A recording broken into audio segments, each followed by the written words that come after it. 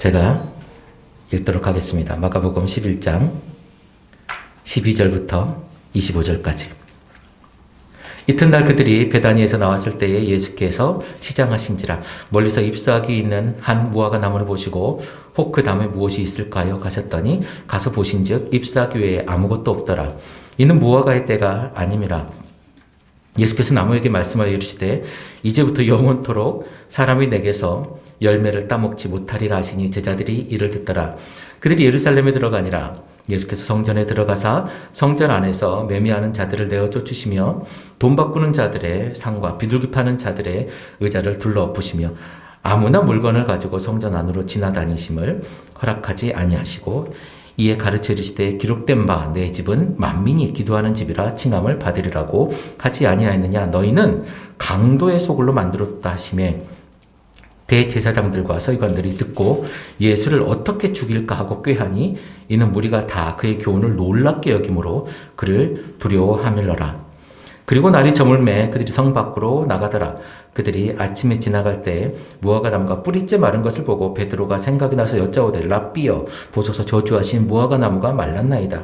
예수께서 그들에게 대답하여 이르시되 하나님을 믿으라.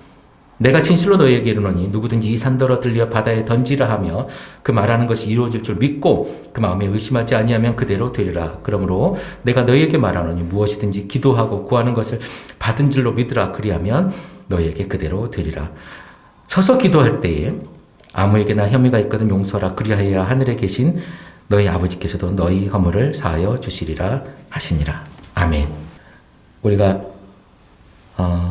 저번 주에 나귀를 타고 예루살렘에 입성하신 예수님을 만났습니다. 그렇죠? 그리고 나귀를 헌신한 사람, 그리고 자기가 가진 그 전부를 헌신한 그 사람들을 우리가 봤어요. 그러면서 우리가 교회에 우리가 헌신하는 것도 굉장히 필요하지만 우리가 하나하나 하는 그 내 전부를 다하는 찬양과 예배는 굉장히 중요하다.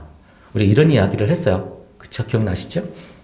그래서 우리가 그 평화의 왕을 찬양하는 그 찬양자, 예배자로서 우리의 공간과 삶의 자리를 내어드리고 우리 삶에 하나님의 샬롬 공동체, 하나님의 그 예루살렘의 공동체가 우리 속에 만들어져야 되지 않겠는가라고 하는 저만 다짐을 일단 했습니다.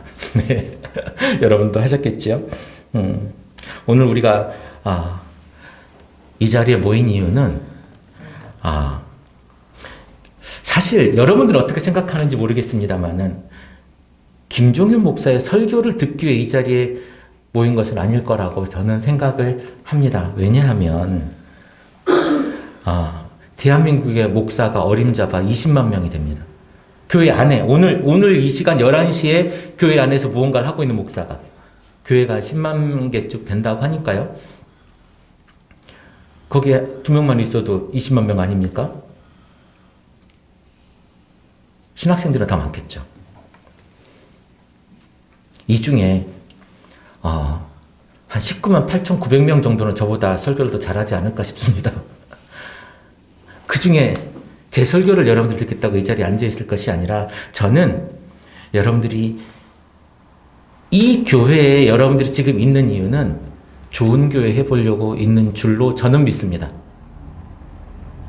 하나님이 찾으시는 그 교회를 여러분들이 한번 내 인생에 한번 해보겠다.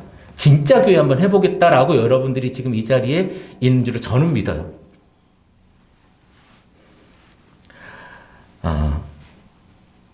우리의 모습이 누군가의 설교를 따라간다면 이 세상에 갈 교회도 많고 이 세상에 우리가 가야 될 교회도 많습니다. 그리고 우리가 설교 잘하는 사람들 텔레비에 엄청 나옵니다. 설교의 문제가 아니라는 거죠. 우리의 예배는 우리가 설교 시간이 길지만 설교가 예배의 전부는 아니거든요.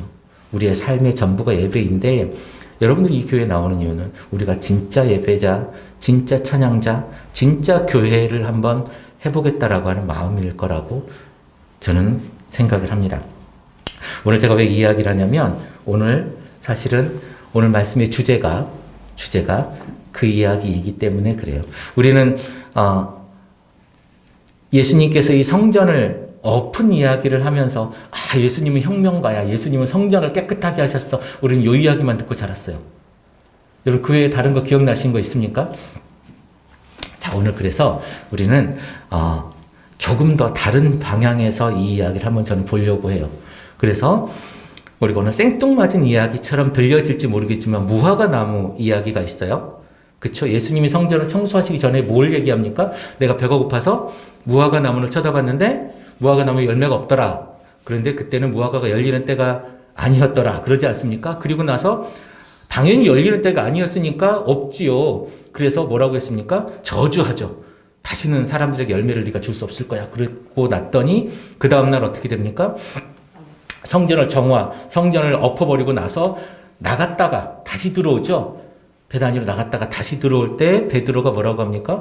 그때가 생각이 난 거죠. 저주했던 게 생각이 나서 봤더니 그 무화과 나무가 뿌리까지 말라 죽었더라. 자, 자, 보세요. 성전에 들어가서 정화하기 전에 나와요. 그리고 그때는 그 무화과 나무가 괜찮았어요. 그리고 성전을 정화하시고 성전을 뒤엎죠. 뒤엎고 나서 그 다음날 들어갔더니 얘가 말라 있어요. 그리고선 예수님이 뭐라고 하시냐면 25절에 너희가 서서 기도할 때에 서로 용서해라. 이런 이야기를 합니다. 그리고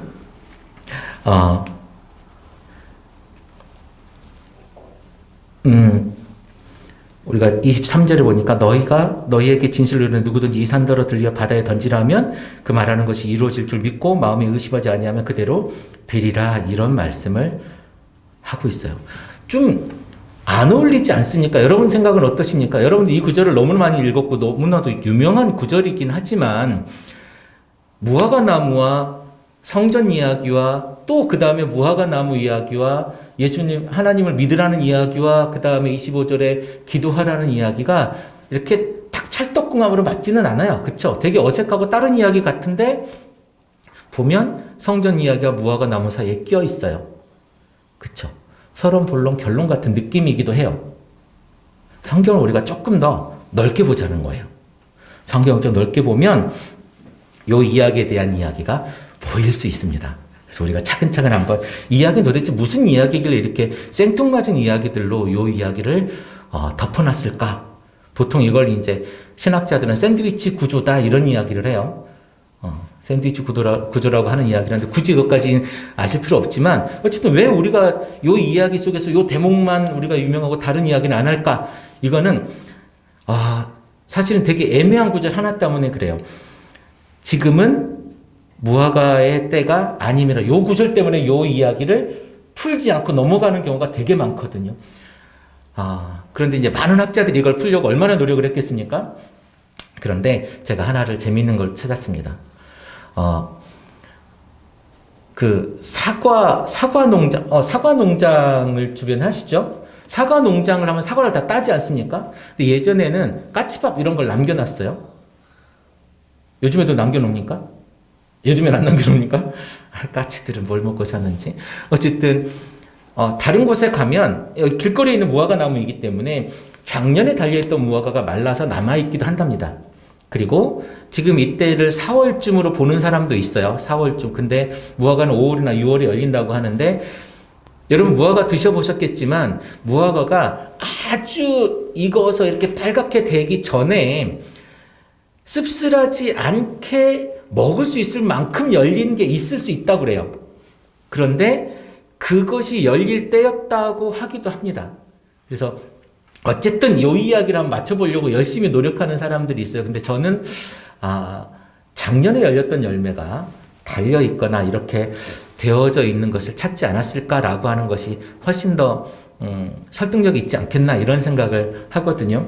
어쨌든 그때는 무화과가 날 때가 아니었어요. 근데 예수님이 그것을 보고 저주합니다. 근데 거기에 뭐라고 표현이 되어 있냐면 잎사귀 있는 한 무화과 나무를 보시고 잎사귀 외에는 아무것도 없더라 이렇게 표현이 되어져 있어요. 여러분 무화과 나무의 목적이 뭘까요? 무화과 나무의 목적은 열매를 구하는 거예요. 근데 이 열매가 이 무화과 나무는 지금 없었다고 그래요. 근데 열매를 맺지 않는 것인데 예수님이 그 무화과 나무에 저주했더니 말라 죽었어요. 이거 되게 이상한 얘기거든요. 말하자면. 요것만 가운데 성전 이야기를 빼고 나면 되게 이상한 얘기예요. 그리고선 무화과 나무가 말라 죽었다라고 이야기를 하니까 하나님을 믿으라 이렇게 얘기를 해요. 이게 무슨 얘기일까? 무슨 암호 같은 이야기도 아니고. 그런데 우리가 하나하나 봅시다. 성전이라고 하는 것은 만민이 기도하는 집입니다. 성전은 만민의 기도하는 집이에요. 이사야 56장 3절부터 7절까지 볼게요. 외국 사람 가운데 여호와께 온 사람이 여호와께서 나를 여호와의 백성으로 받아주지 않으실 것이다 라고 말하지 못하게 하라. 고자가 보라, 나는 마치 마른 나뭇가지 같아서 자녀를 낳지 못한다고 말하지 못하게 하라. 여호와께서 이렇게 말씀하십니다. 나의 안식일을 지키고 내가 기뻐하는 일을 행하고 내 언약을 굳게 지키고자 하는 자들에 대하여 내가 내 성전과 성벽 사이 안에서 그들의 이름과 명성이 기억되도록 하겠다. 그것이 그들에게는 자녀를 두는 것보다 나을 것이고 내가 그들에게 영원한 이름을 주어 영원토록 잊혀지지 않도록 하겠다. 나에게 나와 여호와를 섬기며 나의 이름을 사랑하며 기꺼이 나 여호와의 종이 되며 안식일을 더럽히지 않고 지키며 나와 맺은 언약을 굳게 지키는 외국인에 대하여 이방인에 대하여는 내가 그들을 내 거룩한 산으로 인도하고 내 기도하는 집에서 기쁨을 누리게 하겠다. 그들이 내 제단 위에 바치는 태워드리는 제물은 번제물과 희생제물을 내가 받을 것이다. 내 집은 온 백성이 모여 기도하는 집이라 불릴 것이기 때문이다. 이사야 57장입니다. 사무엘은 성전을 짓고 나서 하나님께 기도를 합니다.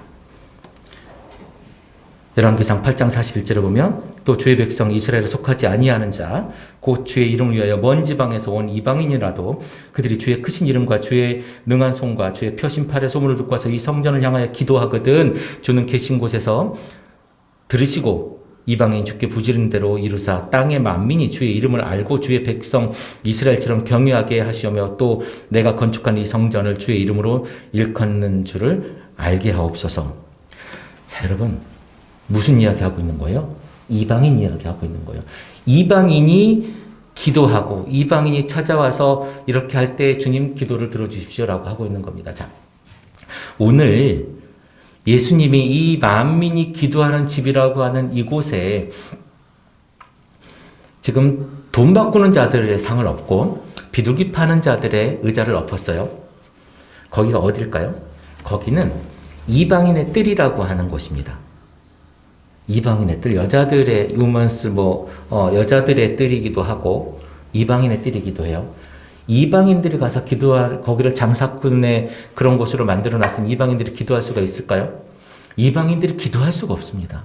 근데 만민이라고 하는 것은 솔로몬이 맨 처음에 성전을 지었을 때 만민은 이스라엘 백성뿐만이 아니라 외국 사람들, 이방인들이 와서 기도할 수 있도록 해놨습니다. 그리고 이 사람들이 기도하는 것도 하나님 응답해 주십시오, 들어주십시오 라고 하고 있는 거예요.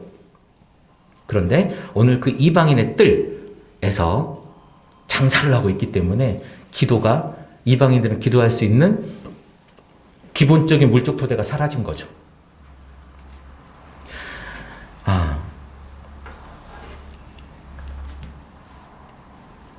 여러분 오늘 이 성전에서 기도가 사라졌습니다.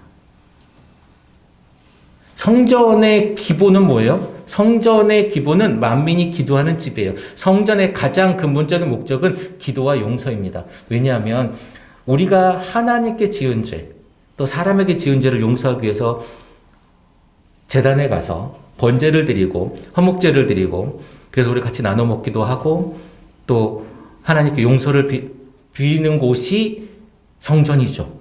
성전의 목적이 그거예요. 용서 그리고 기도입니다. 그런데 장사를 하고 그것에 대해서 속이고 그러니 사람들이 가면 어때요? 불편하죠. 불편하니까 기도가 안 돼. 자꾸 속았다는 생각이 들고 하니까 그냥 의례로 교회만 가는 거예요. 예전에 지금은 우리가 별로 그런 것이 없지만 예전에는 성경책을 이렇게 탁 끼고 가는 것이 굉장히 교회 가는 모습이었어요. 그래서 검정색 그 성경책. 요즘이야 다 우리가 이 금색칠, 은색칠 되어 있는 성경이었지만 예전에는 빨간색 칠 되어 있는 성경, 이렇게 세로 성경들을 많이 있었는데 그 성경들을 들고 이렇게 교회에 가는 것이 주일날 그 시골 동네에도 풍경이었어요. 그냥 근데 의례적으로 그렇게 표현해내는 것들이 굉장히 많았던 것입니다. 이때도 마찬가지였어요. 이때 어떻게 했습니까? 내가 가야 되니까, 내가 죄를 용서해야 되니까, 내가 하나님께 죄를 용서받아야 되니까 어떻게 합니까? 가서 소를 바치고 양을 바치고 염소를 바치고 비둘기를 바치는 거예요. 근데 이 성전의 가장 중요한 기능을 상실하고 있었다라는 거예요. 우리가 오늘 만나는 성전은 역사적으로 헤롯 성전이라고 하는 곳입니다. 그러니까 성전이 3기가 있어요. 1기, 2기, 3기. 맨 처음 1기 성전은 누굽니까? 1기 성전은 솔로몬이 지은 성전이에요. 솔로몬이 지은 성전을 1기 성전이라고 하고 2기 성전은 뭡니까? 스룹바벨이 이제 바벨론 포로로 돌아와가지고 스룹바벨이 지은 성전을 2기 성전이라고 해요. 1기 성전이 무너졌으니까. 그리고 2기 성전을 짓고 나서 오랫동안 지나왔죠. 그리고 3기 성전은 뭐냐면 헤롯이 다 무너뜨리고 지은 게 아니에요. 헤롯이 이 성전을 리모델링한 겁니다. 증축한 거죠. 증축하고 그래서 예수님 주전 20년경부터 시작해가지고 70년, 주후 70년, 한 90년 가까이 성전을 지은 거예요. 그러니까 예수님이 뭐라고 합니까? 이 성전을 헐라 내가 3일 만에 짓겠다라고 하니까 야, 이 사람아, 이 성전을 지금 지은 지가 언제인 줄 얼마만큼 짓고 있는 줄 아느냐? 얼마나 오래 걸리는 줄 아느냐? 이거를 네가 어떻게 3일 만에 지어? 이런 얘기를 하고 있는 거예요. 지금 이 헤롯 성전은 무너지고 통곡의 벽만 남아 있습니다. 그렇죠? 수많은 사람들이 그곳에서 제사를 지내고 어마어마한 사람들이 그곳에 성직자로 있었던 곳입니다. 근데 대중들이 그 많은 백성들이 성전에 기대했던 것은 기도하는 것, 또 용서를 구하는 것, 하나님과 만나는 것, 그리고 그것이 성전에서 이루어질 열매였다는 거예요. 종교 지도자들, 그러니까 우리로 따지면 목사와 우리와의 관계를 열심히 맺는 게 아니라 교회는, 성전은, 하나님의 그 자리는 하나님과 만나는 거예요. 근데 우리의 교회는 어때요? 어떤 목사와 함께 있느냐, 어떤 설교를 듣느냐, 어떤 담임 목사님으로 내가 얼마만큼 사랑을 받느냐, 이런 이야기들로 교회가 가득하지 않습니까? 제가 자주 하는 이야기 중에 하나가 교회에 예수님 때문에 떠난 사람은 없어요. 교회는 사람들이나 주변 사람들이나 목사 때문에 떠나는 것이지 예수님 때문에 교회가 무너지는 경우는 없습니다. 여러분, 교회 안에 이미 종교 지도자들과의 그 커넥션에 내 위치와 내 수준과 권력을 만들어내고 있는 것이 지금 현재 교회 아닙니까? 그래서 큰 교회 장로가 되고 싶어가지고 얼마나 열심히 하고 있습니까? 우리 이런 거 너무 많이 보잖아요. 그런데 종교 지도자들, 목사와의 연결이 아니라 하나님과의 연결이 이 문제의 핵심입니다. 우주의 근원, 생명의 원천, 이 하나님을 만나는 것, 이것이 바로 성전이어야 한다는 거죠. 이것이 바로 그때의 성전이어야 한다는 거예요. 이곳에 오는 많은 사람들은 하나님과의 관계에서 지은 죄, 그러니까 보통 율법하면 십계명이 기본이니까요. 십계명이 하나님과의 관계에서 지은 죄를 용서하기 위해서 번제를 바치는 사람들이 있었습니다. 그리고 사람과의 관계에서 지은 죄, 도적질하고 살인하고 강간하고 남의 것을 탐하고 했던 그런 것을 용서하기 위해서 용서받으려고 그곳에 와서 제사를 지내는 것입니다. 근데 성전에서 그 용서와 기도가 사라졌습니다. 근데 예수님은 돈 바꾸는 사람하고 비둘기 파는 사람을 엎으시죠. 돈 바꾸는 사람과 비둘기 파는 사람을 왜 콕 집어서 엎었을까요? 여러분 그런 생각 안 해보셨습니까? 거기에 소 파는 사람도 있었을 것이고 양 파는 사람도 있었을 것이고 염소를 파는 사람도 있었을 것인데 왜 돈 바꾸는 사람들과 비둘기 파는 사람을 엎었을까요? 자, 돈 바꾸는 사람은요, 그 돈 바꾸는 자리를 얻기 위해서 어떻게 했을까요? 로비를 했겠죠. 제사장들에게 로비를 하고 이 제사장들은 그 돈을 받아서 누구에게 상납할까요? 총독에게 상납을 합니다. 이 총독은요, 로마 황제에게 돈을 보내겠죠. 생각해 보십시오. 우리는 그냥 이스라엘의 작은 땅이라고 생각할 수 있겠으나 연중 이루어지는 그 제사를, 연중 이루어지는 그 일들에 사람들이 얼마나 많이 오겠습니까? 1년 내내 소 잡는 소리, 1년 내내 양 잡는 소리가 끊이지 않는 곳이에요. 그곳에 돈을 바꾸고 그곳에 양을 팔고 소를 파는 거예요.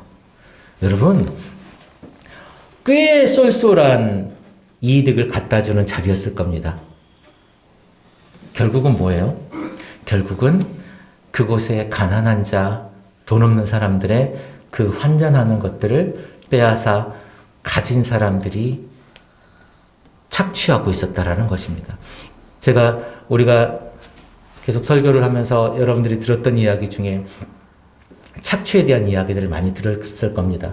우리 저번에 부자 이야기를 하면서 부자들에게 착취와 탐욕에 대한 이야기를 제가 해드렸었는데요. 그들이 가지고 있는 부의 원천과 부의 기반은 부자들이 부자들을 가져가는 게 아니에요. 그 부를 축적하는 기본이 가난한 사람들을 착취해서 부자가 된다는 거예요. 여러분, 우리 한번 보시겠습니까? 우리 검사나 판사가 여러분 감옥에 들어가는 거 봤습니까? 삼성도 이번에 정말 그 수십 년간 처음 간 거 아닙니까? 부자들에게 관대합니다. 그 사람들은 소를 파는 자들에게 착취하지 않아요. 그 사람들은 그래도 양을 파는 자들에게도 착취하지 않습니다. 착취는 누구에게요? 비둘기 파는 애들에게, 비둘기 사는 사람들에게 착취하고 장난질하는 거예요. 여러분, 예수님은 그 비리와 술수를 견딜 수가 없었던 거예요. 왜? 근데 가자마자 어떻게 그걸 둘이 찾아서 엎었을까요? 알고 있었던 거지. 이미 그것들은 세상 사람들이 다 알고 있는 이야기였던 거예요. 여러분, 레위기에 보면 우리가 재물이 바뀌는 경우가 두 가지가 있어요. 하나는 죄의 경중에 따라서 재물이 바뀝니다. 그리고 또 하나는 경제적 상황에 따라서 재물이 바뀌어요. 그런데 비둘기는 돈 없는 사람이 드리는 아주 초라한 예물이에요. 근데 그것을 가지고 이 사람들은 장난을 치는 겁니다. 여러분 생각해 보십시오. 비둘기 요만하잖아요. 이 요만한 비둘기 가지고 장난을 치면 얼마나 남겠습니까? 그런데 소를 사는 사람들이 많겠어요? 비둘기를 사는 사람들이 많겠습니까? 비둘기가 대부분일 겁니다. 사회의 최약자들을 데리고 장난하는 거예요. 만민이 기도하는 집이라고 했는데 그곳에서 고아와 과부는 억압을 당하고 돈이라고 하는 우상을 섬기고 돈을 사랑하는 일들이 그곳에 성행했습니다. 겉으로 보기에는 예루살렘이 잎사귀가 무성한 아름다운 무화과 나무 같지만 열매를 찾을 수 없었던 것처럼 예수님께서 그 무화과 나무에게 저주하시지 않습니까? 네가 다른 사람들에게 열매를 줄 수 없을 것이다. 성전에 대해서 씨가 마를 것이다 라고 이야기를 하는 거예요. 그리고 베드로가 뿌리까지 말라 죽은 것을 보았습니다. 근데 예수님이 하나님을 믿으라. 내가 너희에게 진정으로 말하는데 누구든지 이 산을 향하여 뽑혀서 바다에 던져라라고 말하고 마음속에 아무 의심 없이 말한 대로 될 줄로 믿으면 그대로 이루어질 것이다. 우리 이 이야기를 들을 때 정말 기도에 대한 이야기를 많이 들었어요. 그렇죠? 여러분 이 구절을 보면 기도 열심히 해야 되겠다 이런 생각 들지 않습니까? 기도의 능력은 이런 거야. 저 어릴 때는 그 목사님의 설교가 기억이 나요. 예화가 기억이 납니다. 할머니가 새벽 예배를 그렇게 가는데 산이 언덕배기를 넘어서 가야 돼서 그렇게 힘들더라는 거예요. 그래서 이 할머니가 이 산이 좀 없어졌으면 좋겠다라고 그렇게 새벽 예배 가서 기도를 했대요. 몇 년을 그렇게 기도를 했는데 어느 날 그 곳이 그 개발지로 정해져 가지고 산이 없어졌다라는 그런 그 목사님의 네, 예화를 제가 들은 적이 있습니다. 아직도 생생하게 기억이 나요. 그래서 기도를 열심히 해야 되겠구나. 산도 옮길 수 있겠구나. 이런 네. 여러분 근데 왜 웃으십니까? 저는 너무 진지했어요 그때. 네.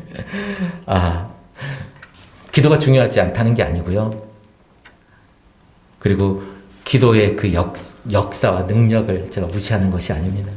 그런데 오늘 그 기도 이야기는 이런 맥락이 아니에요. 기도 열심히 하라는 맥락이 아닙니다.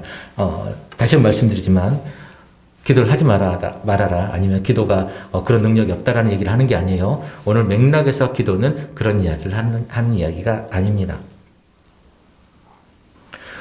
어제는 무화과 나무를 보고 네가 죽을 거야, 너 죽어라고 이야기를 하고 그 다음날 죽어버립니다. 그리고 하는 말이 하나님을 믿으라. 누구든지 산을 들어 바다에 던지라면 그대로 이루어질 것이다. 여러분 근데 아무 때나 기도하면 산이 옮겨지나요? 우리 그런 능력, 그런 걸 본 적이 있나요? 물론 그게 잘 맞아서 이런 개발 사업이 있어서 그것이 옮겨질 수도 있었겠죠. 요즘에 개발 사업 때문에 부동산 투기하는 사람들이 나타나가지고 또 이렇게 곤욕을 치르는 사람들이 있는데요. 그런 사람들 혼나야죠. 무화과 나무와 예루살렘 성전을 같이 보자면 예루살렘 성전은 이스라엘 백성을 위해서 지었지만 이 성전의 경영권과 수익권은 로마와 지배자들과 권력자들에게 있었습니다. 근데 몰랐을까요? 다 알았죠. 우리가 지불한 이 재물값이 로마 황제에게 올라간다는 얘기를 몰랐을 거예요. 다 알았어요. 문제는 패배의식입니다. 저 큰 성벽이 무너질 거라고 한 번도 생각해 본 적이 없고 저 큰 성벽에서 이루어지는 이 일들을 바뀔 거라고 한 번도 생각해 본 적이 없어요. 어떻게 내가 세상을 바꿔? 이럴 수 있죠. 우리가 뒤에서 그지 같아 이렇게 얘기하면서 얘기할 수는 있겠으나 앞에서 세상을 바꾸려고 그래서 죽는데요. 이번에 미얀마에서 그 한 소녀가 잘 될 거야 라고 하는 그 티셔츠를 입고 또 죽었지 않습니까? 우리가 그렇게 나설 수 있겠어요? 우리 그렇게 못할 겁니다. 우리는 못해. 그 로마 집안, 그 로마의 그 어마어마한 그 권력과 힘과 그 군사력과 헤롯의 그 집안, 그리고 제사장들의 그 권력자들 앞에서 내가 저걸 바꿔야 되겠어 라고 말하기 어렵다는 거예요. 아무도 세상이 바뀔 거라고 희망을 가지는 사람도 없었습니다. 성전은 만민이 기도하는 집인데 그곳에서 기도를 할 수 있을 거라고 생각하는 사람도 없었어요. 그저 내가 하나님 앞에 제물이나 바쳐야지 이 정도? 우리 교회가 망가졌어요. 근데 다른 교회 갈기도 그렇고 갈 수도 없고 그래서 어떻게 합니까? 그냥 헌금이나 내고 그냥 교회 예배는 앉아있다 와야지 망가진 교회의 사람들이 교회를 그렇게 다닙니다.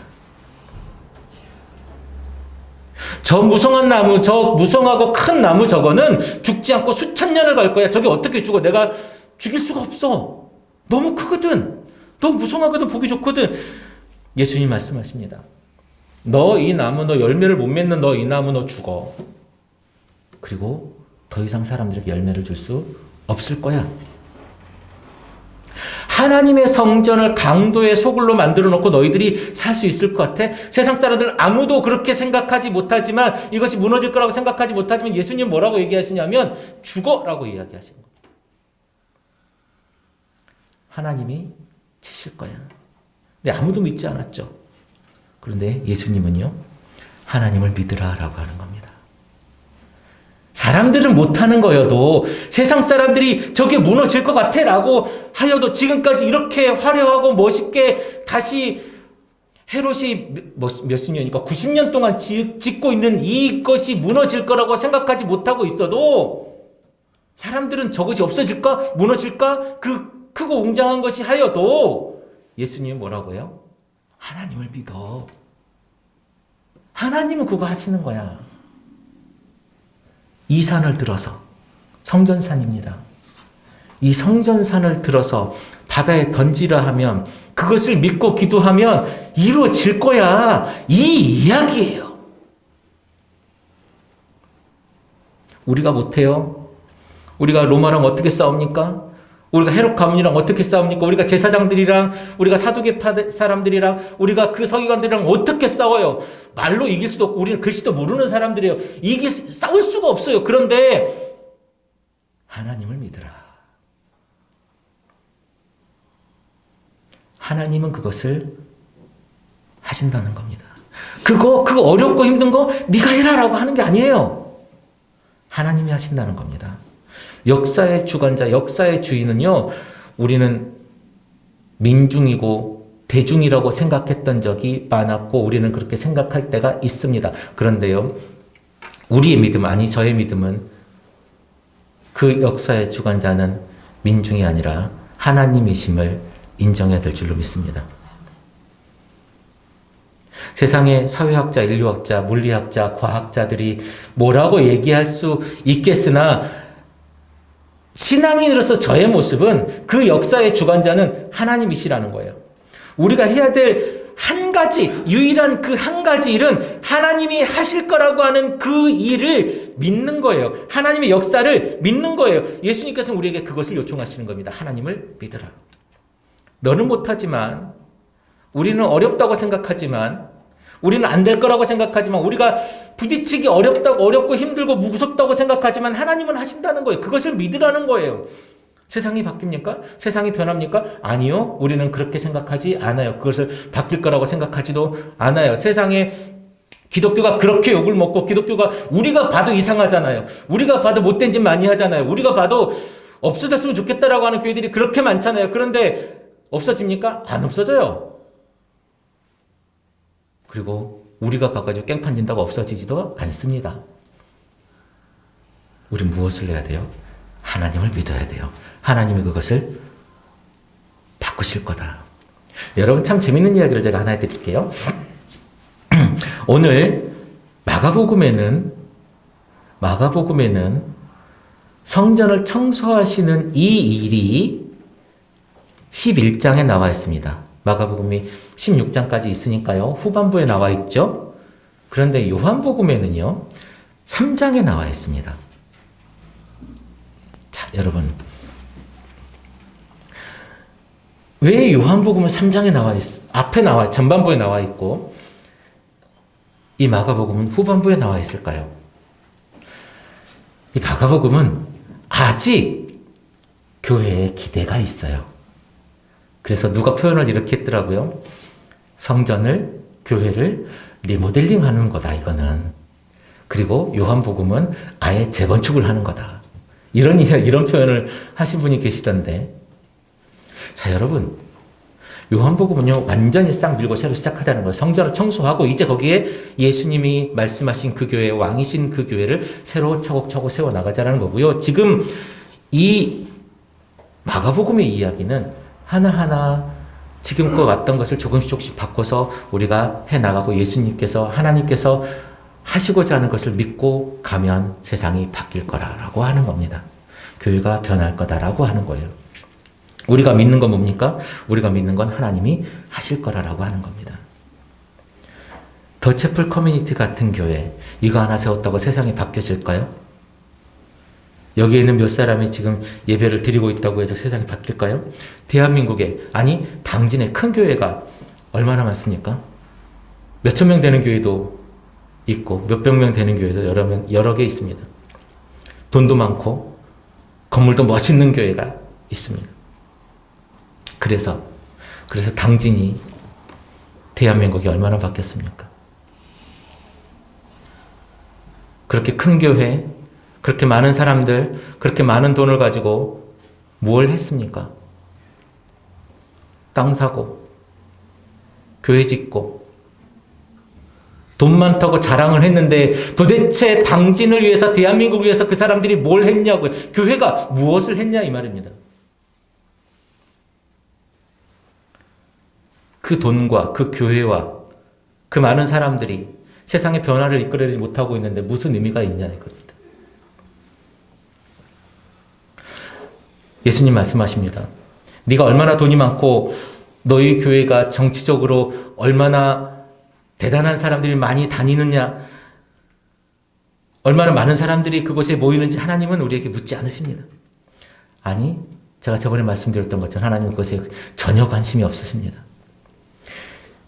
그런데 오늘 예수님이 말씀하신 것처럼 예수님의 관심은 이거예요. 네가 하나님을 믿느냐 이겁니다. 우리에게 요청하신 딱 그거 하나. 네가 하나님을 믿느냐. 누구든지 이 산을 들어 바다에 던지우라 하면 그렇게 될 것이라고 하는 것을 믿느냐. 우리가 마태복음 5장에 거라사의 귀신 들린 청년을 기억하실 겁니다. 귀신 들린 청년. 그 거라사 지방은 데가볼리 지방이라고 그랬지 않습니까? 데가볼리는 뭡니까? 10개의 그 그리스 지역, 그리스 마을, 그 군대 주둔지를 세우고 그것을 그리스식으로 만들어 놓은 동네라고 그랬어요. 그곳에 귀신 들린 청년입니다. 그 2,000마리는, 귀신을 세는 단위가 뭔가요? 마리입니까? 어쨌든 2,000마리, 네, 어쨌든 그 2,000마리나 되는 귀신이 들어가 있는 그 청년은 어디로 봅니까? 공동묘지로 몰아요. 그곳에서 살게 합니다. 그리고 그 사람을 정신병자로 만들고 그 사람을 지치게 만들고 그 사람을 피폐하게 만들어요. 그 사람을 예수님 어떻게 해요? 예수님은 그 군대 귀신을, 레기온 군대 귀신을 빼서 돼지떼에게 들어가게 하고 그것을 바다로 수장시켜버립니다. 사람들은요, 이집트는 영원할 줄 알았어요. 사람들은요, 그리스의 그 알렉산더는 어마어마 1000년을 갈 줄 알았죠. 지금의 로마는요, 영원할 거라고 믿었습니다. 그런데 예수님은 그 군대 귀신을 바닷속에 쳐박아 버립니다. 오늘 무너질 것 같지 않은 이 성전을 예수님은 들어서 바다에 던지우라라고, 너희들이 하나님의 말씀을, 아니 하나님을 믿으면 그렇게 될 거야 라고 이야기하시는 거예요.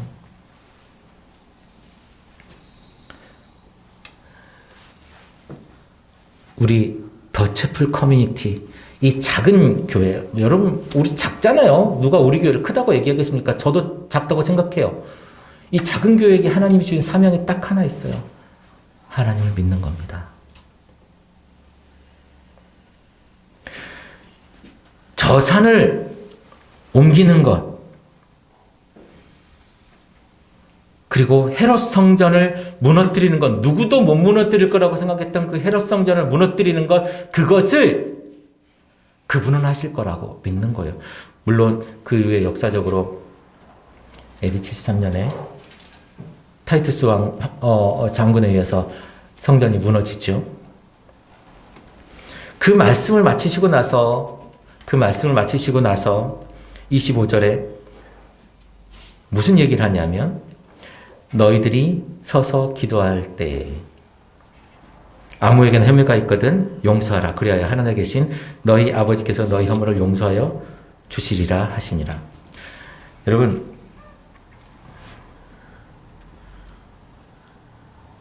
무화과 나무를 저주해서 죽이신 것처럼 열매 없는 세상을 바꾸겠다라고 예수님 말씀하시면서, 그렇게 말씀하시면서 하나님을 믿으라라고 하고 그 다음에 기도하라라고 얘기를 해요.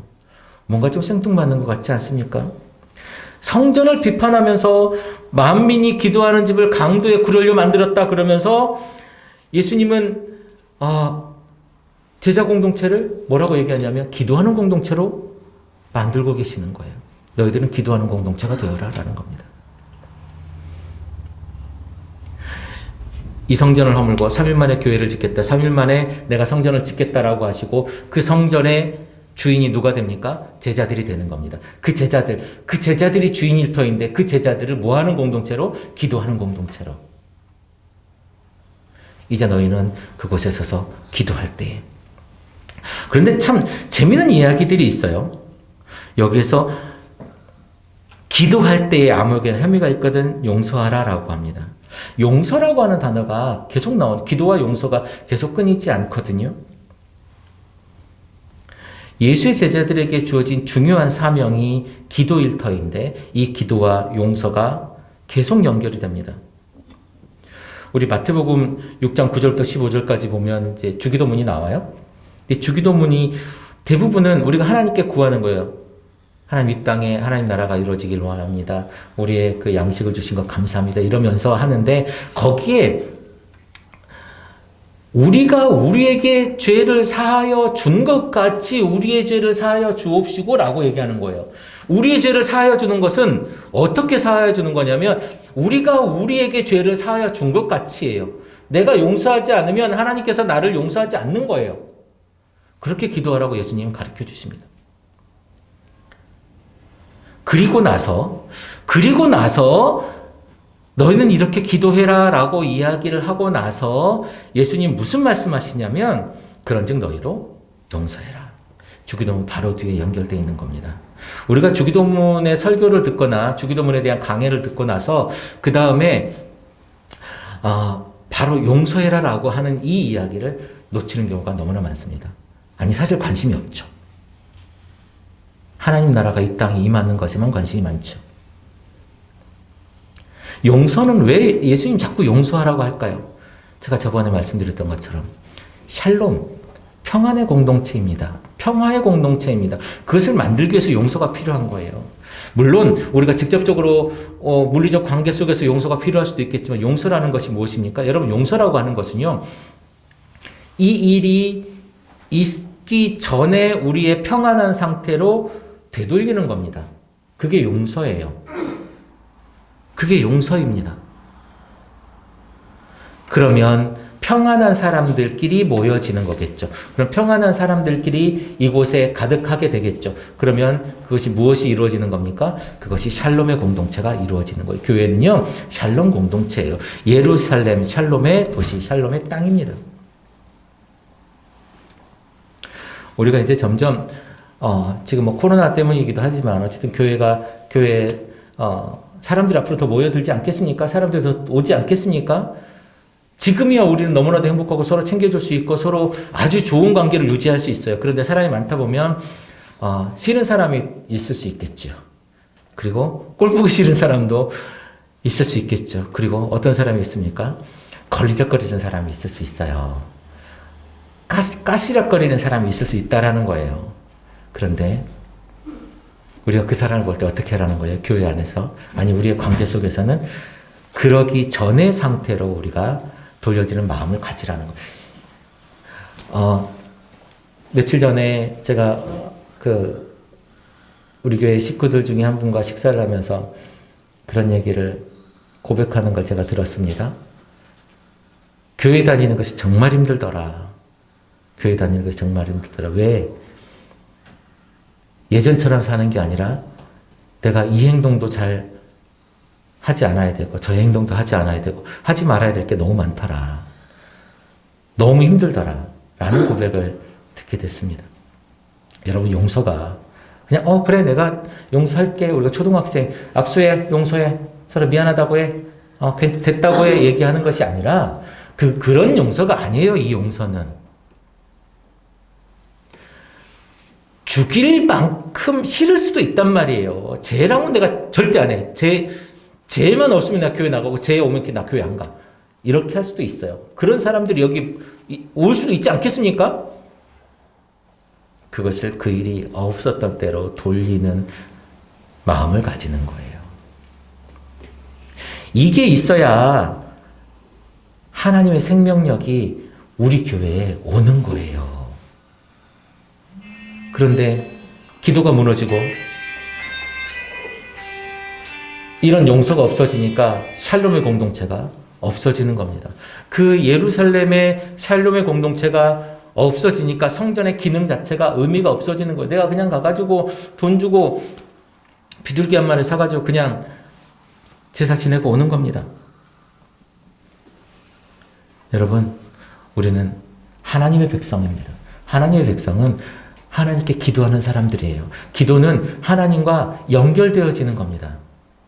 그래서 부정할 수는 없어요. 우리가 저번 주부터 제가 6시 이후에는 교회에 있지 않습니다. 그래서 교회에 기도하러 오시는 분들이 있으신 걸로 아는데 자유롭게 기도하시라고.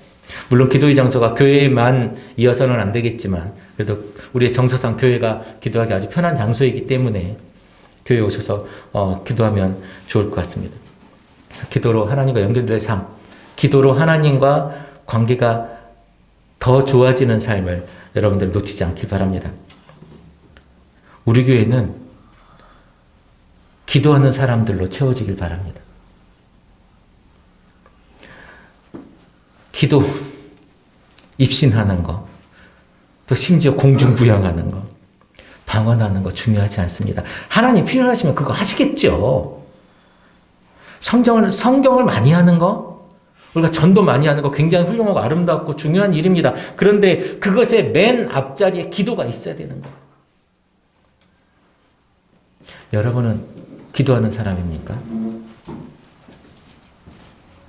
여러분의 삶의 가장 첫 번째가 기도하는 것이냐 이겁니다. 교회의 첫 번째 기능은 만민이 기도하는 집입니다. 지금 이 시대에 기도가 사라졌습니다. 교회가 장사하는 곳이 됐고요. 교회가 우상 섬기는 곳이 됐고요.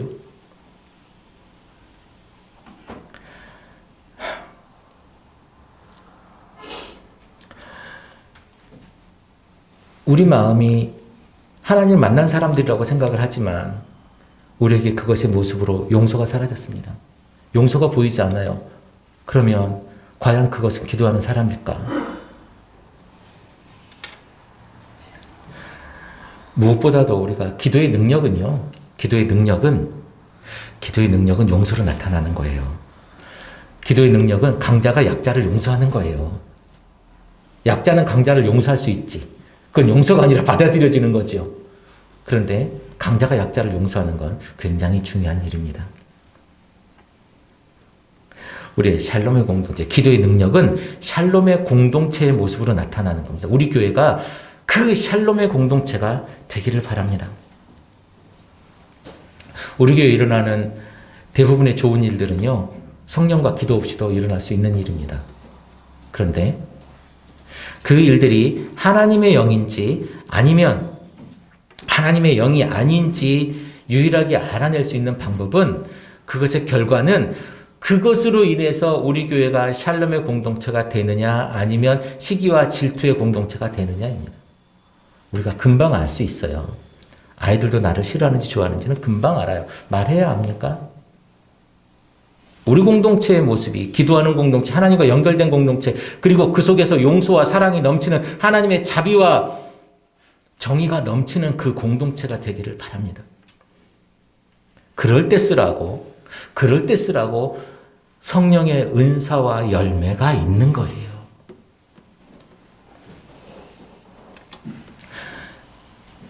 우리에게 성령의 은사가 있다면 그런 일들이 아주 쉽게 일어나겠지만 그런 걸리적거리는 사람들이 내 주변에 있을 때에 성령의 은사가 나타나느냐 아니면 내 삶의 밑바닥에서 보이는 그 부분이 나타나느냐는 우리가 금세 알 수 있습니다. 우리 연약함 속에서도 하나님께서 우리를 진짜 교회로, 용서하는 교회로, 샬롬의 공동체로 세워나갈 것인지 그것은요, 우리가 하나님 앞에 하나님을 믿고 하나님을 따르고 하나님의 산을 옮길 수 있다라는 분임을 믿고 의지하는 우리의 하나님과 연결된 우리가 하나님께 어떻게 반응하느냐에 따라 달려 있습니다. 저는 그 사람들이 모인 사람들과 신앙생활 해보고 싶습니다. 저는 그 샬롬의 공동체가 이루어지는 그 교회에 다니고 싶습니다. 우리 더치플 커뮤니티를 그런 교회로 우리 같이 만들어 보지 않겠습니까? 기도하겠습니다.